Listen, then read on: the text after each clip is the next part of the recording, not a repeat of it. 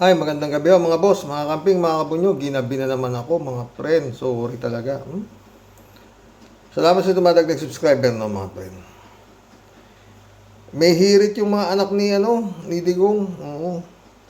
Baste at Kitty Duterte, hiniling sa Supreme Court na ibalik sa bansa ang kanilang ama. Pakinggan natin, mga friend. Kay dating Pangulong Rodrigo Duterte na si Veronica Kitty ang legalidad ng pag-aresto sa dating punong ehekutibo. Kanina ay naghain ito ng bukod na petition for habeas corpus at ang kapatid nito na si Davao City Mayor Baste Duterte sa Korte Suprema na layong ilitaw ang katawan ng kanilang ama o ibalik 3 hours ago lang ho ito at meron ho 131,000 views. ito sa Pilipinas.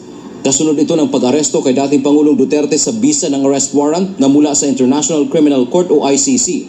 Ayon kay Attorney Salvador Panelo Jr., hindi pwedeng batayan ang ICC warrant upang ikulong ang dating presidente dahil wala na itong jurisdiksyon sa Pilipinas. Gumagana rin naman anya ng maayos ang justice system sa bansa.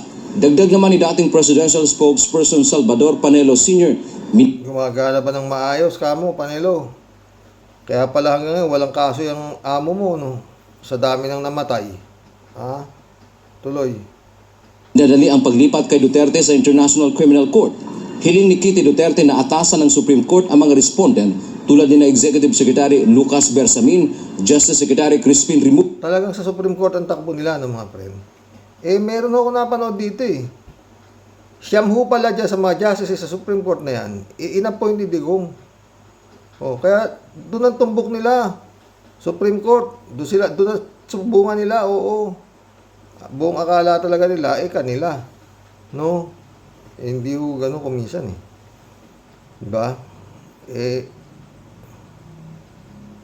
Masisira ka ng todo sa tao pag ganyan eh. Diba? Tuloy natin. Remulla, PNP Chief General Romel Francisco Marbil at CIDG Chief Nicolas Torre III na agad ilitaw o dalhin ang kanyang ama sa Korte Suprema.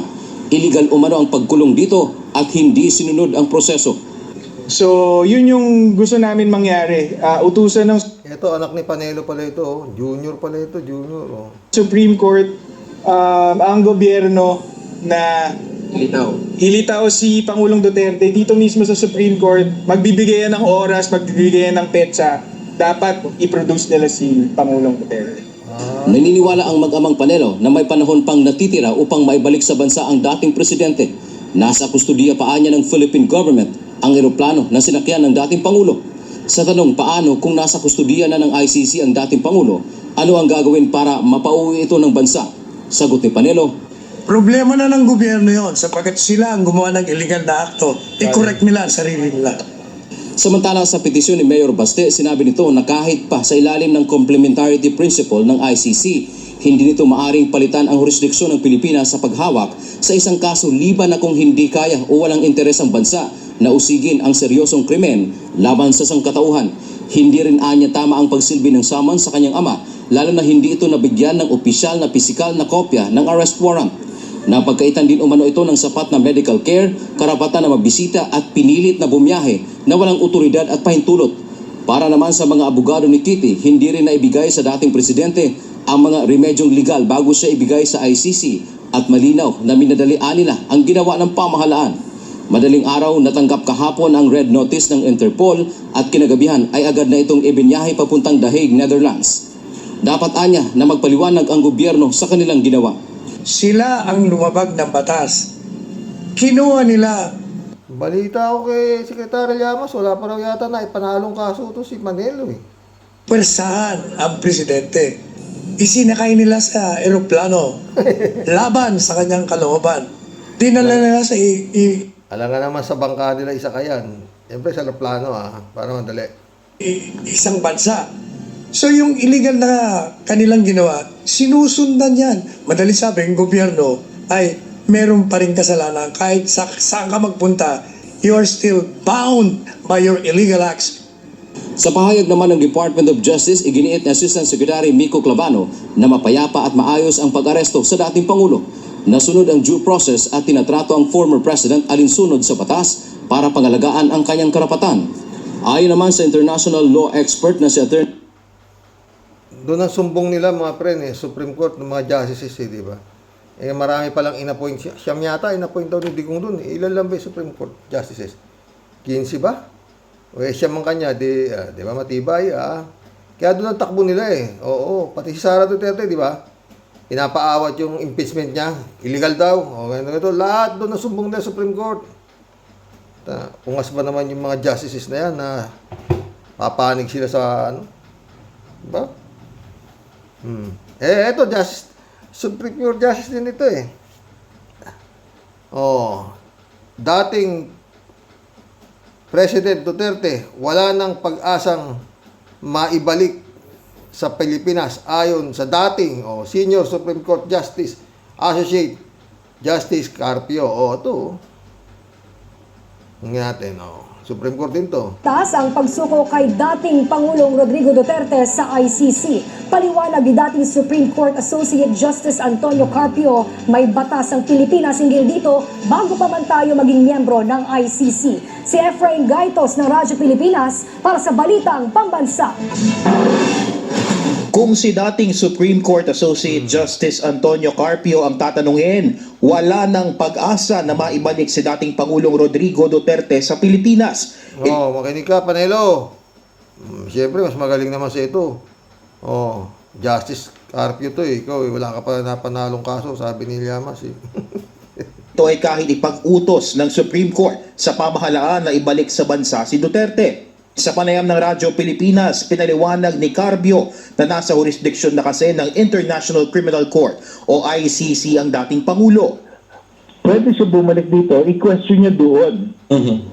Under the Rome Statute, the accused, si President Duterte, can question the validity of his arrest by ICC. Kasi diba, ICC nag-issue ng warrant of arrest. He can question that there. Binigyang din ng dating maestrado na may Doon siya pwedeng mag-question sa dahig, hindi dito. Yung kay Chief Justice Carpio. cooperation agreement ng Pilipinas sa International Criminal Police Organization. At dahil humingi ng tulong ang ICC sa Interpol, may obligasyon tayong tumulong sa pag-aresto sa mga pugante o pinaghahanap na individual. Git pa ni Carpio, hindi labag sa batas ang pagsuko sa dating Pangulo sa ICC dahil may ipinasang batas hinggil di. Kung minsan mga boss, hindi maintindihan tatalino. Merong nagsasabi, illegal. Sabi naman Justice Carpio, legal. Pero parang minadali nga ng mga friend. Hindi na pinalabas ng airport si Digong di ba? Parang nabulaga siya walang nakikitang warrant of arrest, biglang bulaga, eto na.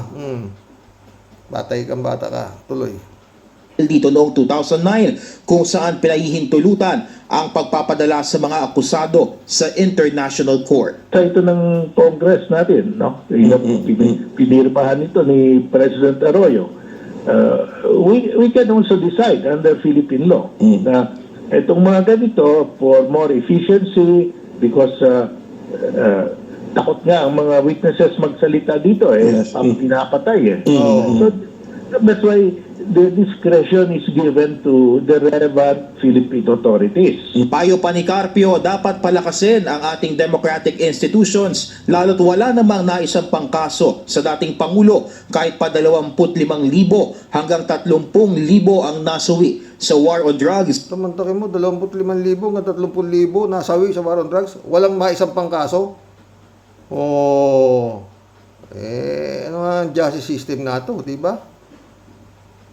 Ni Duterte. Mula PBS 25,000 hanggang 30,000. Wala man lang na isang pangkaso kay Duterte.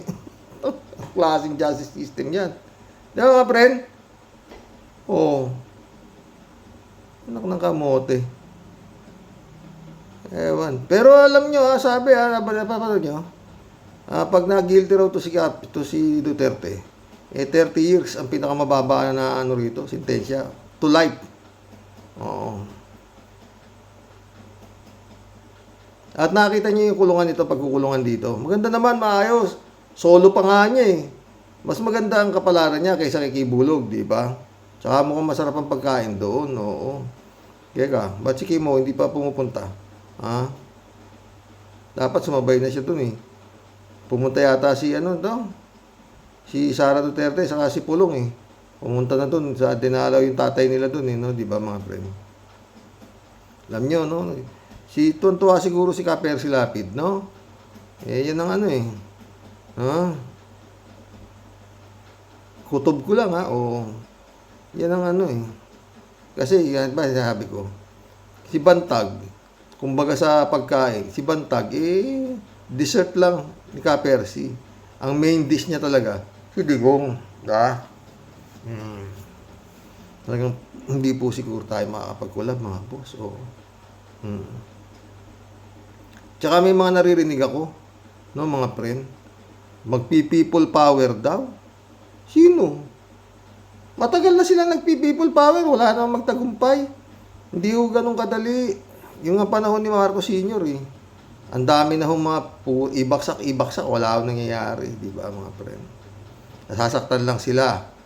Oo. Siguro kala kasi ni Digong, nung panahon niya, talagang binundat niya itong mga kapulisan. Karamihan opisyales. Mga pinromote niya, instant. Si Bato instant yan 1-star general yata yan, ginawa niyang 4-star general mantakin mo. Hindi ba naiinggit yung mga senior sa'yo, Bato, na naunahan mo sila sa promotion? Ang bilis, di ba? Ay, mga boss. Talagang lupay-pay ako sa pagod. Ako pa nagpapatak ngayon sa misis ko ng para sa mata yan. Successful yung operasyon. Salamat sa mga dasal nyo. Successful naman. Kaya lang, yun nga. Ang patak ng mata niya, yung dalawang pamatak every 2 hours. Tapos yung isang pamatak every 4 hours. Alas 10 ng gabi. Tapos mapupuyat pa rin ako. Wala, talagang ganun lang, di ba? Ay, nako mga friend.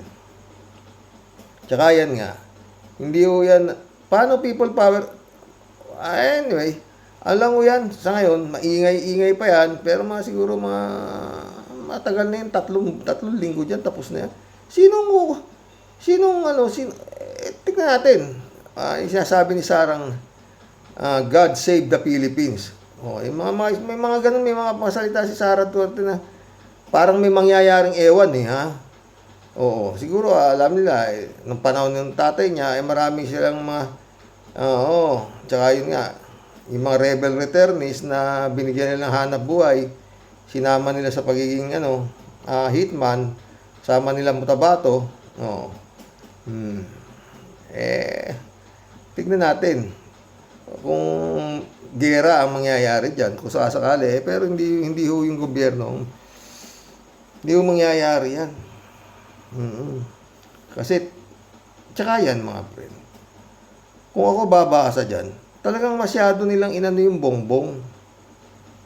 Kumbaga sa kinalos na sila Antakin mo kung ano-anong ginawa nila kay Bongbong Marcos.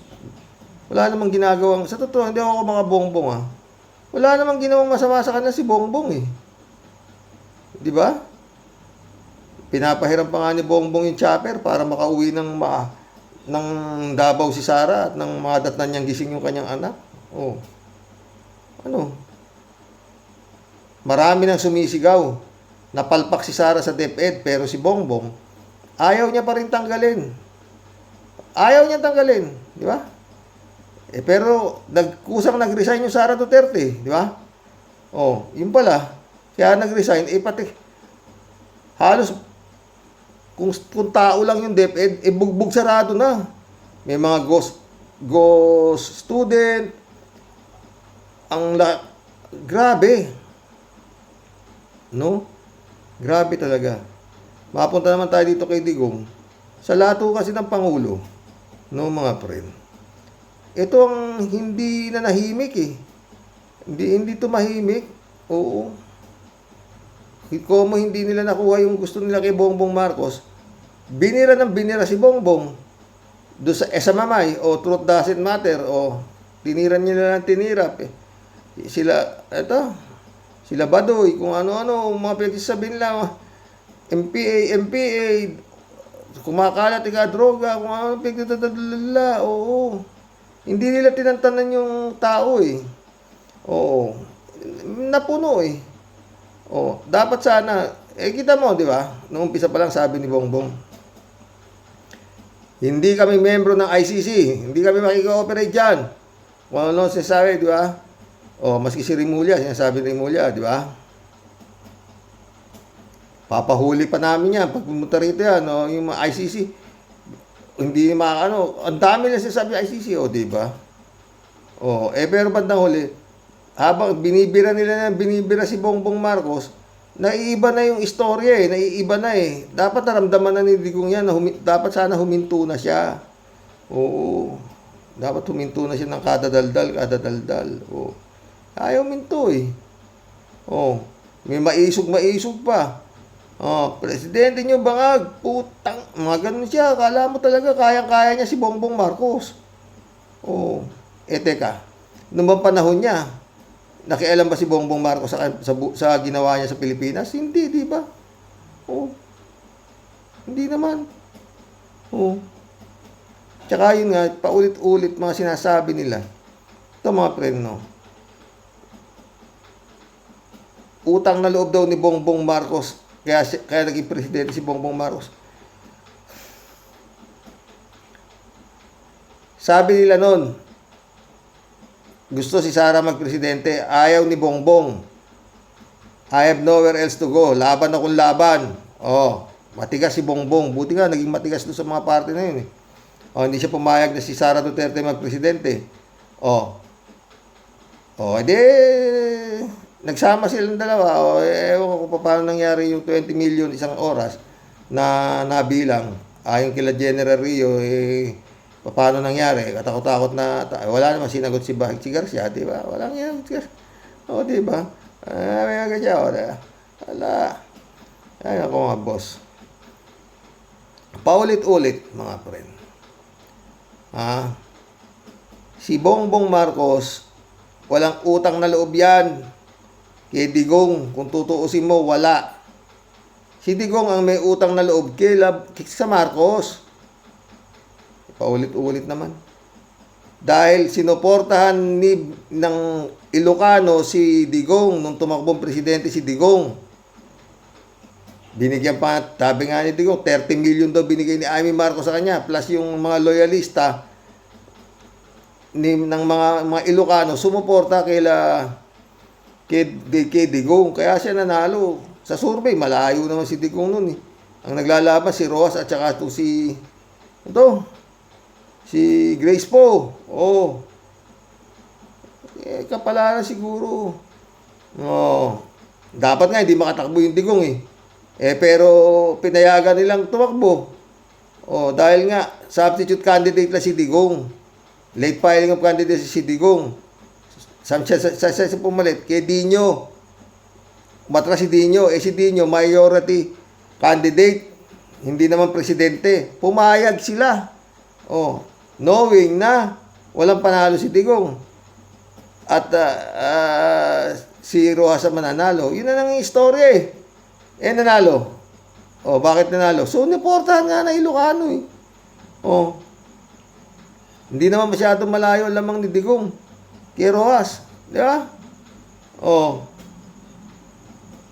Doon sa sitwasyon na yun, walang dayaan doon.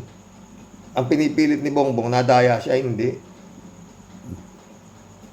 Bakit siya mananalo? Hindi naman siya sinuportahan ni Duterte. Oh, konti lang din ang lamang ni BP Leni sa kanya, di ba? Oh. Ilocano lang siguro bumoto sa kanya, pero yung Davao na baluarte ni itong si Digong, hindi siya binoto. Ba't siya iboboto? Ang ikinakampanya, tinataas na ng kamay nito si Duterte, si Cayetano. Oh, wag niyo ako botosan, kundi niyo botosin to si Cayetano. Oh, hindi naman si Bongbong ang ikinakampanya ni Duterte.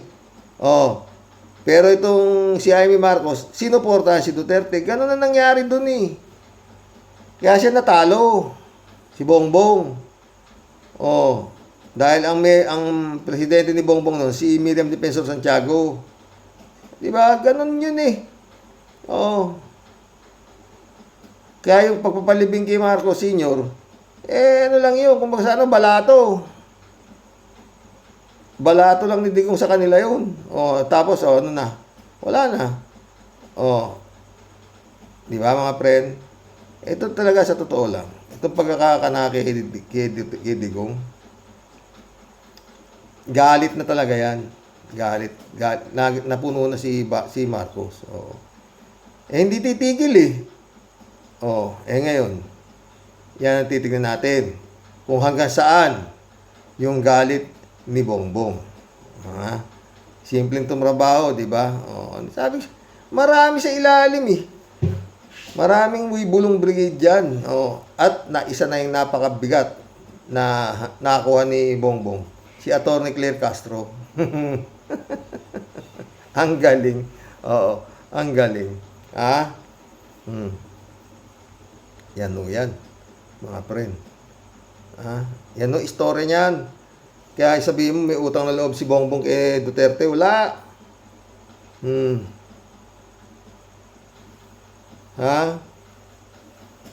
Si Duterte ang may utang na loob sa mga Marcos. Sa totoo lang. Mag-collab na ho tayo. Mantakin mo magiging ano dyan? Siguradong parang ano yan, planchado sa ICC yan. Arrest warrant na federal, hindi na summon, hindi ba? Mahirapan ang lumusot yan. Mahirapan ang lumusot yan. 30 years, pinakamababa, To life, sabi nga ni Atty. Claire Castro. Sakit ho sa ano yan.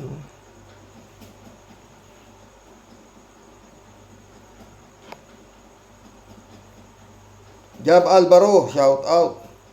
Romel Fabregas, happy trip dig, sabi niya. Sheila Pakatang, welcome to the club. Rodolfo Tobilea, shout out, good PM. Ang saya ngayon. Digong, shout out. Shoot sa balde. Kalat ni Baya, shout out.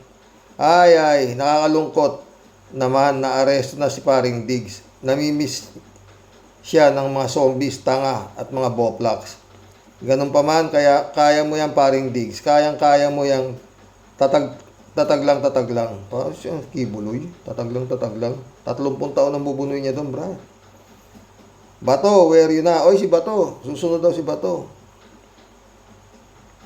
Joel Molina, shout out. Ang galing ng patibong ng gobyerno. Walang nakitang arrest warrant sa website ng ICC. Kaya sobrang tiwala. Kaya nasa wata si Duterte. Kung alam niya bang aaresto siya, hindi yun uuwi. Diba? Akala niya, hindi, diba? Sabit. Dead duck siya. Porping Peña, shout out. Shout out Sir Rox. Sa wakas, nahuli rin ang halimaw ng Davao.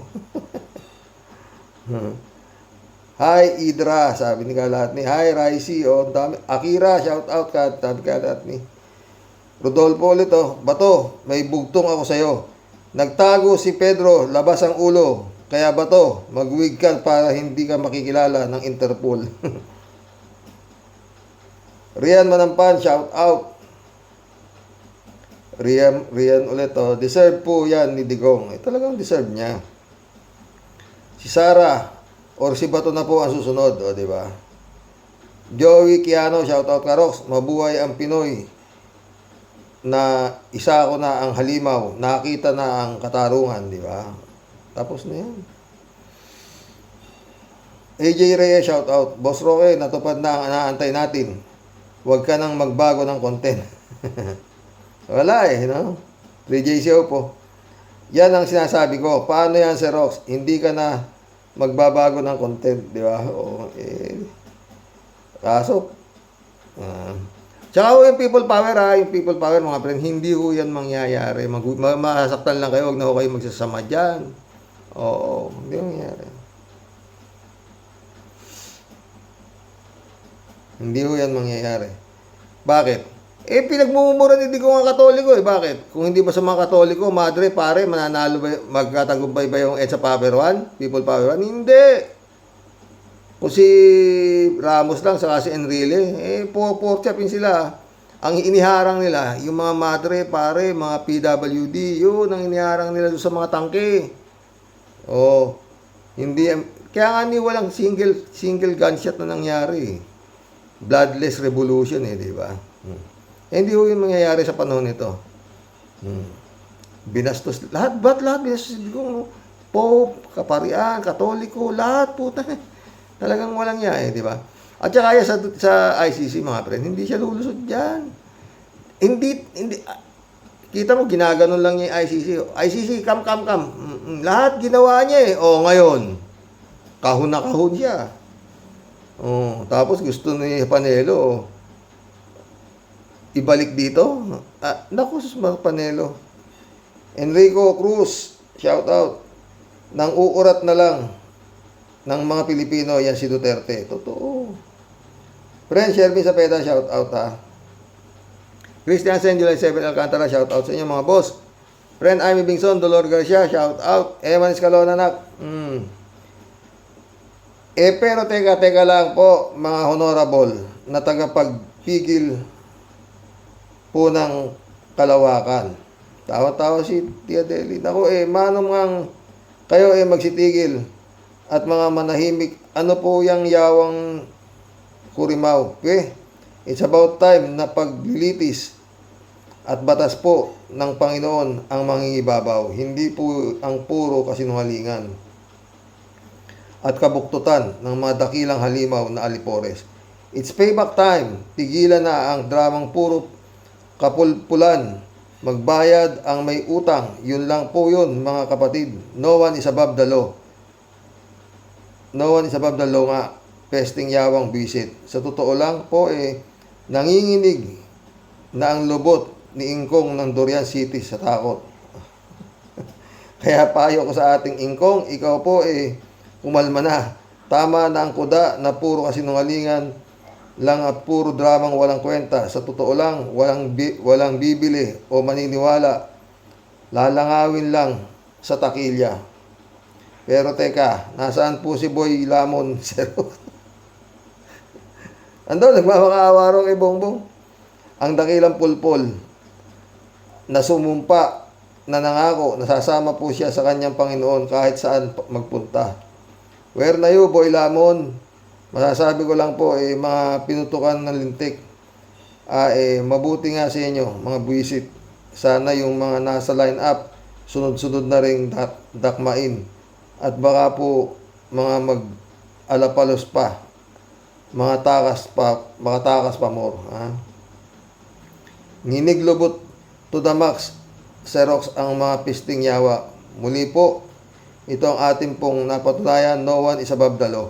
Lalong-lalo na po sa batas ng Diyos. Totoo yan. Punong-puno na po ang salop. Dapat na po talaga silang kalusin. Lahat.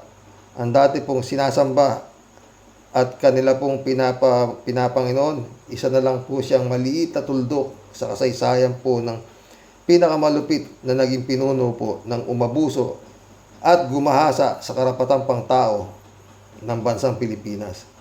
Dapat lang po makamit ang tamang hustisya sa kamay po ng Diyos at hindi po sa kamay ng mga Hudas. Sa'yo, Ingkong, hasta la vista, bebe. Sumasaludo po ako sa ating magiting na tagapagpatupad ng batas. Good job, sir. God bless po sa ating lahat. Sa wakas po dumating na rin ang pinakaiintay ng lahat. Ang mahuli, ang pinakamatapang at maangas na bunganga pero duwag. Maligayang paglalakbay sa iyo, Ingkong. Buti nga. David Allen Mendoza, shout out. Sabi nga po ng ICC, your wish is my command. Yun. Yun naman po ang sabi niya noon. ICC, come. Tapos, ang dami nilang reklamo ngayon. Totoo nga, di ba? Saka sabi niya, di ba? Wala naman siyang kasalanan. Persecutor ka, di ba? Di sabihin mo doon sa ICC. Wala akong kasalanan, di ko alam bakit ako dinadakip ninyo. Di tapos na, ganun lang yun. Sabi siguro ni Motabato sa kanila Las Cañas, Welcome, Superman.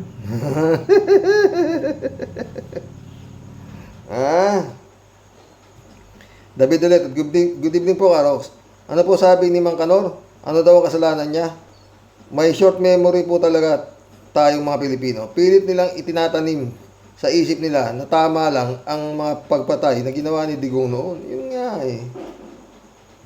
David ulit, sa Karox, saludo po kay General Torre. Yan talaga pong atapang tao. Di nagpapasindak sa mga dutae. Totoo. Ginalit nila yan eh. Ang bait-bait ni General Torre eh. Di ba? David Ali Mendoza ulit. Karox, nandito po kami sa ibang bansa pero nagpapitsa kami sa Pilipinas ng mga kamag-anak namin dahil sa pagkakahuli kay Digonggong. Nakaganti na din po si former Senator Laila de Lima at ang yumaong Kapiar Silapid. Totoo. At saka pwede pong ipagpatayo ng monumento si Digonggong doon sa doon nga lang sa tuktok ng Smoky Mountain dahil basura ang pagkatao niya. Yung mismo. Ang sikalat ni Duterte.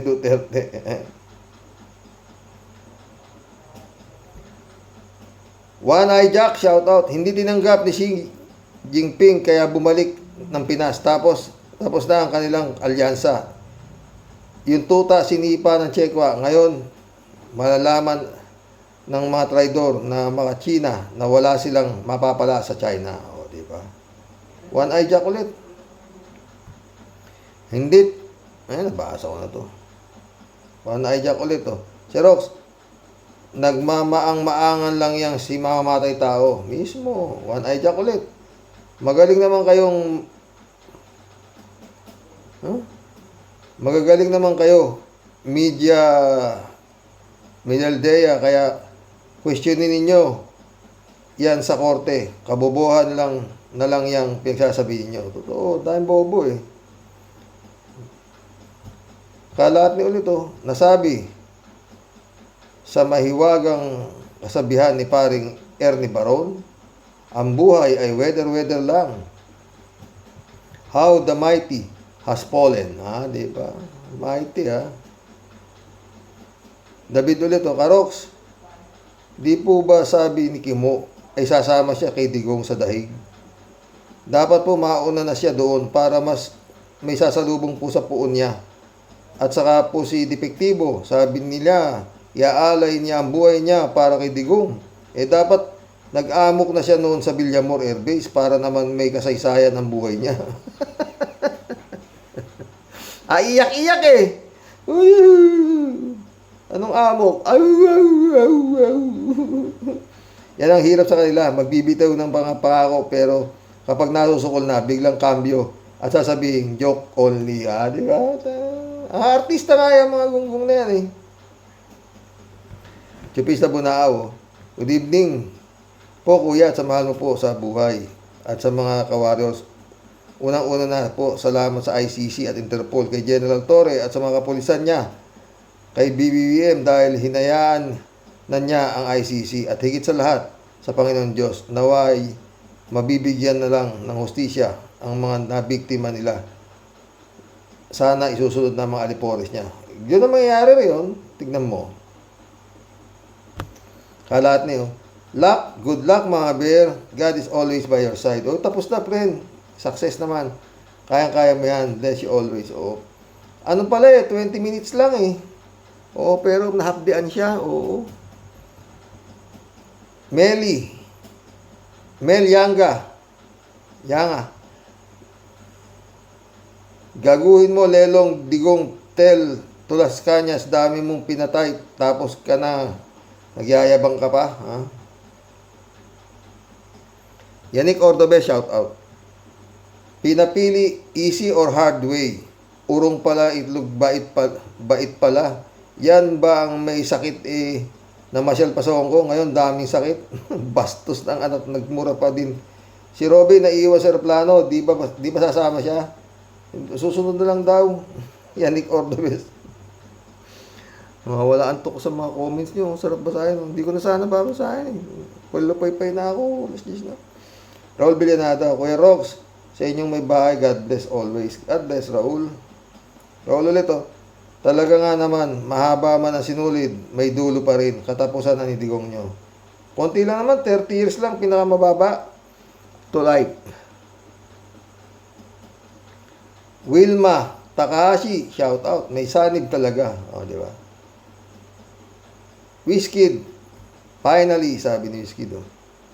Edmundo Cheng, shout out. Ang pakinabang ni Bato sa laki ng ulo niya ay malakas makatunog kaya umiskapo agad. Pero itong kriminal na itong killer na ito hanggang sa huli napakasinungaling pa rin. Sana Digong manlabang ka na lang tulad ng mga pinapatay mo. Animal ka. Lahat ng mga sinabi ni Digong kabaligtaran, inutil talaga. Lahat ng mga coach na mga coaching mamahalin na nakuspis ka sa custom nasa Davao, yun ang mga ari-arian ni Kibuloy. Ay yun, front lang si Baliw na anak ng Diyos. Totoo, front lang yan. Mundo Cheng ulit to. Maski na yung mga tuta niya na mga tagasunod niya. Mundo Cheng ulit to. Maski nga yung mga tuta niya at mga tagasunod niya ay hindi maniniwala sa mga pinagsasabi ng hinayupak na baliw na itong tanging pawang sarili lang niya ang naniniwala sa kasinungalingan niya. Totoo. Ted, shout out Ted. Sumalubong si Bongo. May dala pang ambulansya para itakas si Digong. Kaya lang, buko. Tagay ng Bongo yun. Layan. Wizkid, Naku, matagal nang nag-decide ang Supreme Court tungkol sa jurisdiction. Kaya nga, tatanga-tanga Mundo Cheng ulit. Huwag na kayong magtaka. Huwag na kayong magtaka pa kay Bato. Isang tunay na traidor yan kasi dating makapinoy yan, makadilawan. Makadalawan yan, bumaligtad lang sumama kay Digong dahil hindi siya napili ni Pinoy na maging chief o police ng PNP na kinalalagyan na binigay sa kanya ni Digong. Ganun. Wizkid, ayos din. Galing sa airport, siguradong walang armas. Diba? Kaya nga, magaling talaga.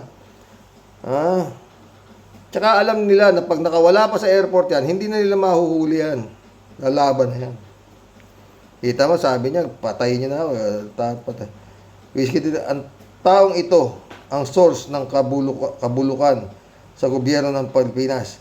Yung paggalis sa ICC, yung DBM, COA, Senado, Congress, Immigration, PNP, lahat binulok ng demonyo.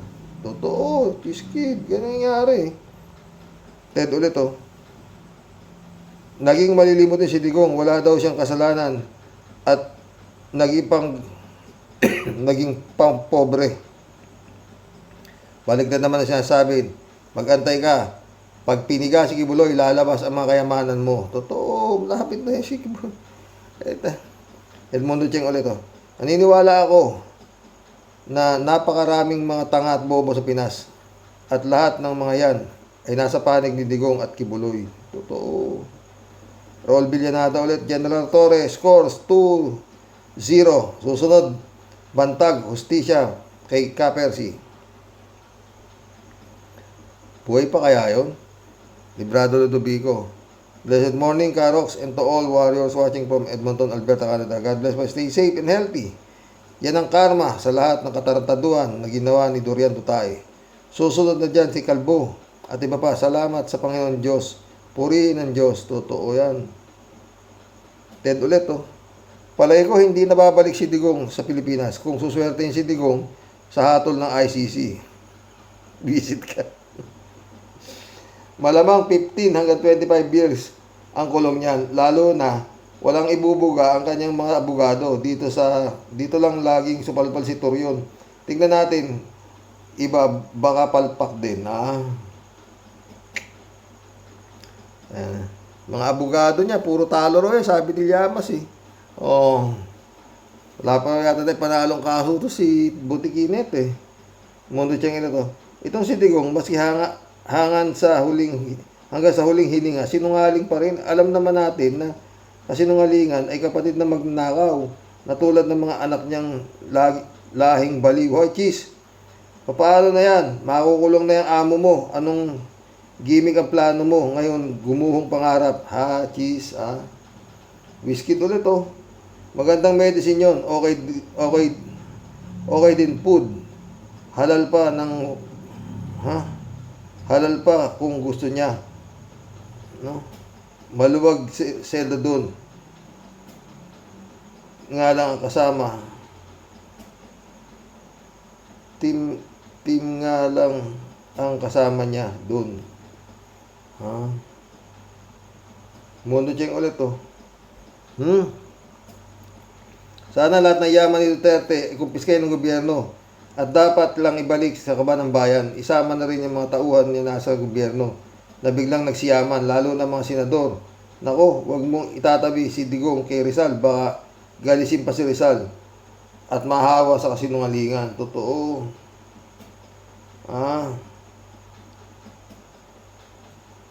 Whiskey ulit, oh. Finally, nakabawi na si Ka-Percy. Lapid, totoo. Lorna Velez, shout out. Alzheimer na kasi si Duterte ning, kaya di niya maalala reason kung bakit siya inaaresto. Dapat dyan, magbaliw-baliwan na lang siya, Lorna, di ba? Ubod na sinungaling si Duterte ning, maski Alzheimer na. Dami, Lorna Velez. Let's toast to the arrest of the evil man, Duterte ning. Di ba? Sa amin, AJ, shout out, ha. Karox, bilib talaga ako sa iyo. Nagkakatotoo hula natin sa Diyos, walang hihigit sa Kanya. The end of the road for Duterte. The demon of China. Diba? Ted ulit, oh. Matalino man daw ang matching ay napagalangan din at nahuli si Digong. Matching! Tingin kay Digong, mas kawawig niya yung iguana kaysa sa matching. Oo. Sa bagay. Diyan si Digong, kala niya hindi siya huhulihin dahil ipinakalat ni BBM na wala talagang natanggap na warrant of arrest. Ito naman si Duterte na kumbinsi kaya umuwi sa Pilipinas mula sa Hong Kong. Di huli siya, kitang-kita ngayon ang ebidensya na nadenggoy ni BBM si Digong. O, diba? Kala na... Baka hindi naman si BBM, baka yung mga Wibulong Brigade ni BBM ang dumiskarte yan. Malalim-lalim kasing diskarte yan, eh. Angelito Salvador Jr., shout out. Palagay ko baka doon na siya manghina ng manghina. Diba? Kung ako sa kanya na magano siya. Ito, payo lang, ha. Pamakarating kay Digong to. Yung hunger strike. Mahirap yun. Si Pinoy lang nakakagawa nun. No? Normando Reyes, oh. Buti nga, Digong, harap sa fair trial sa dahig. Paano yung pinagpapatay nila na nasa turing niya walang karapatang mabuhay, pero kaya mga naging bangag ay dahil sa drugs ni Pulong. Anong resibo? Andyan ang mga buhay nila resibo, si Corner Asierto, Llamas, Las Cañas, Mutabato, di ba? Shirley J. Sir, shout out, ha. Finally, dumating na rin ang warrant para sa Verdugo. At nahuli na. Bravo, General Torre. Salamat naman at matiwasay ang pagkatakip kay Duterte. Parang nakahinga ako ng maluwag, Karox. Pero kung nakalabas siya ng airport, mahihirapan na si General Torre. Yan sinasabi natin, Karox. Ang kapangyarihan ginagamit sa masama. Hindi yan panghabang buhay. Nakakalusot man sila sa batas, pero sa Diyos, hindi nila kayang tumakas. Mismo. Normando Reyes, sabi niya, dapat imbestigahan din niya si Bielo. Malamang tumaba din ang bulsa ng hayop na yan, kaya ganyan na lang pagtatanggol niya kay Digong. Basta lahat na nakadikit kay Digong, dapat imbestigahan. Normando ulit, oh. Now, paawa effect pa si Digong, pero nung nasa pwesto siya, naawa ba siya sa mga biktima nila ni Bato? Pero teka, nasaan na si Kimo? Kala ko ba sasama siya kay Digong sa ICC? Kimo, labas! Ibon, where na yun? Hindi niya maiiwas si Mariel. Abango si Mariel.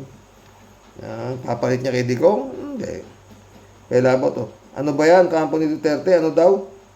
Ano daw kasalanan ni Digong? Puro may amnesia siya. Sila pati kabit ni Digong. O, di ba? Totoo. 3JCO po. Ito ang patotoo na ang Diyos ay hindi natutulog. God moves in a very mysterious way. Ang kailangan lang talaga natin mga tao ay magtiwala sa Diyos sapagkat sa Kanya ang hustisya. Si Rox, nagbunga ng ating paghihintay.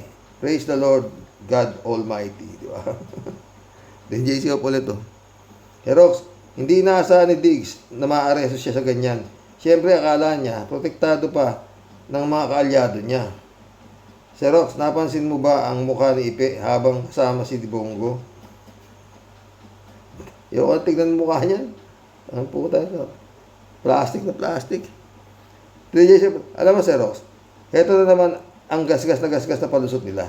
Walang valid warrant of arrest, illegal ang aresto, human rights violation, jurisdiction kuno, soberanya kuno. Naku, di na gagana ang mga ganyan pa awa natural bago arestuin si Diggs.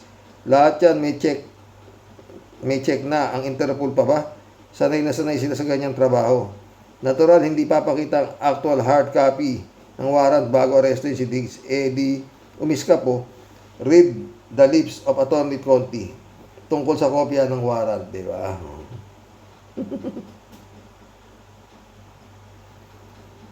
ulit to. Sir Rox, paano na si Bato? Worried pa naman siya sa impeachment trial kasi di daw siya makakapag-campaign. Paano yan? Wala si Digong. Paano siya kakampanya? Si Ipe, si Bongo, si Rebillame, paano? Mananalo yan. Bahala si Garcia dyan, ha? ulit to. Naku, Sir Rox, nanganib din ang palagay ko si Quezon de Bola. Apektado niya si Quezon kasi ayaw nga niyang pagalawin ang impeachment trial sa Senado. Kesyo, sa August na lang daw. Paano ngayon yan? Di ba nasabi ko na sa iyo, Sir Rox, pag natagpas ang ulo, natural, damay ang mga alipores. Sobrang galit at stress na siguro si Sara Pulong F. Baste. Tiyak na matatalo na sa eleksyon sa Davao dahil wala nang kinatatakutan. Good ito para sa mga Nograles. Totoo. 3J Shop ulit to. Malamang susunod si Sara sa makukonvict din sa Senado. Yan ang resulta ng kanilang kasakiman at higit sa lahat sa paglapastangan ng Diyos sa paglapastangan ni Digong sa ating Diyos na makapangyarihan sa lahat. God cannot be mocked. Totoo yan. Maricar Carla Bautista, welcome to the club. Good evening po from USA. Good evening. Maricar Loreto. Ayan na, may sakit na. Pag may kaso, kakasakit sila, di ba? 3JC ulit to. Nga pala, Sir Rox, paano na si Gibbs? Baka susunod na rin sa US case niya. Baka hindi na ipadala si Kibuloy sa sa FBI. Baka pwede rin, no? Baka bibigay na rin yan doon. Oo.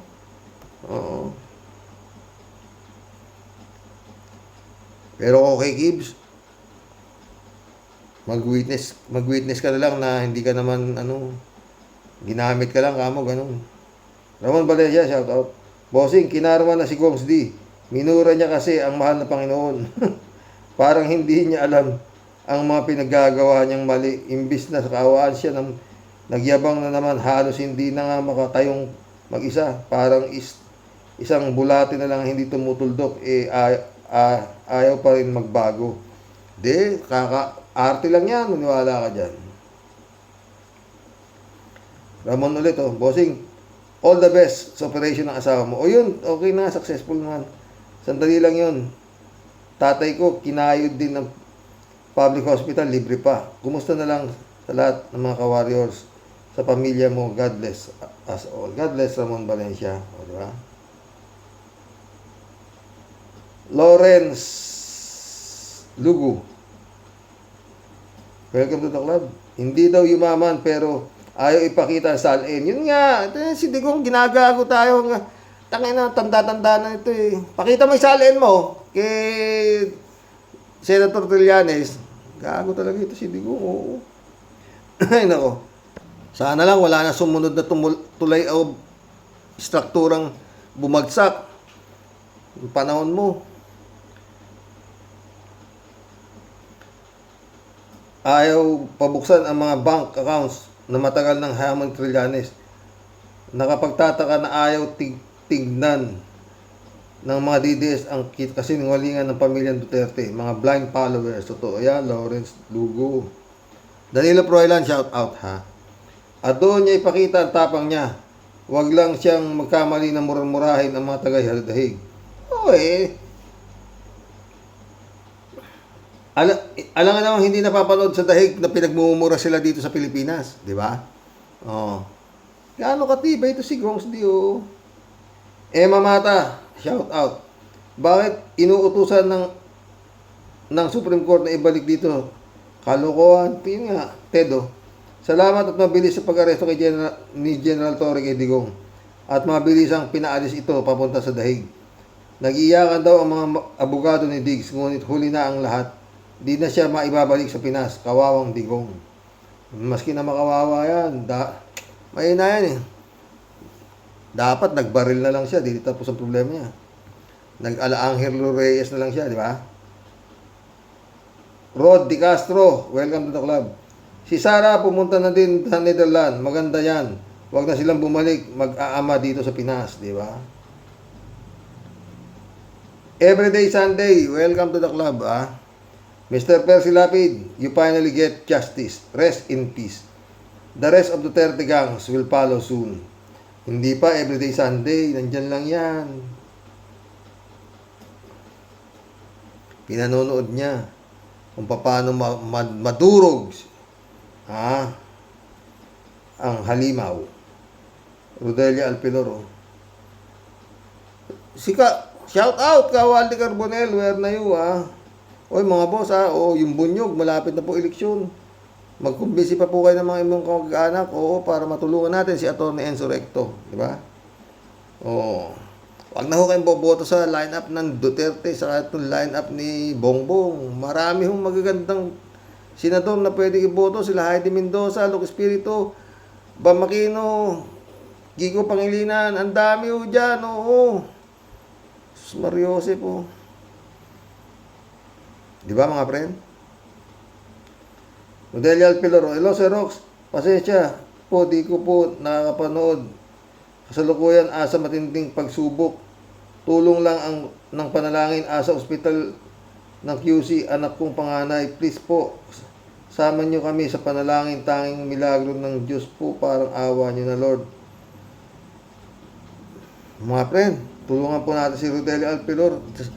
Maski sa dasal man lang po. Ano ba nangyari sa anak mo? Friend?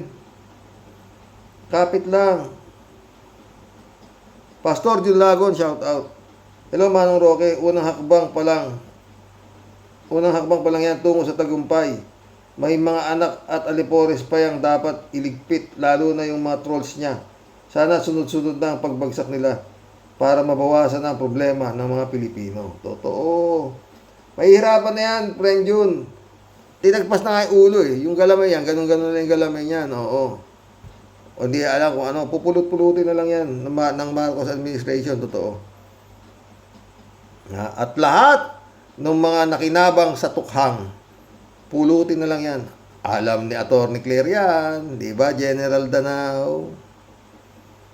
Efrim, shout out. Sana naman ay magkaroon ng pangunawa ang mga panatiko para bumalik na sa katiwasayan ang pag-iisip at kabuhayan ng mamamayan. Renjun ulit Nagsimula na po ang paggawad ng hustisya. Sunod-sunod na po yan. Sabi nga sa Amos 5:24, but let justice roll on like a river. Righteousness like a never falling stream.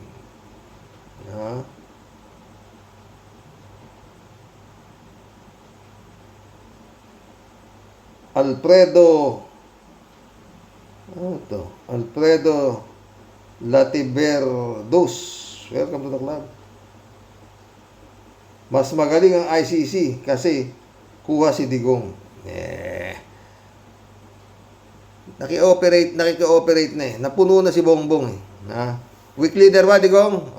Tingnan natin ang galing mo. Ay, mission accomplished po mga boss. God bless po, God bless. Salamat sa prayer nyo. At madaling nakaraos yung misis ko, no? Madali lang pala yun, 20 minutes lang eh. Mga friend. Ay! Huwag gagawa. Lahat na sobra. Sumobra talino to si Digong. Ano nangyari sa kanya? Di ba mga friend? Lahat na yan. Pero ano pa lang yan? Umpisa pa lang yan. His Excellency, marami ka pang huhukayin dyan. Lalo-lalo na doon sa kingdom. Di ba mga boss? God bless.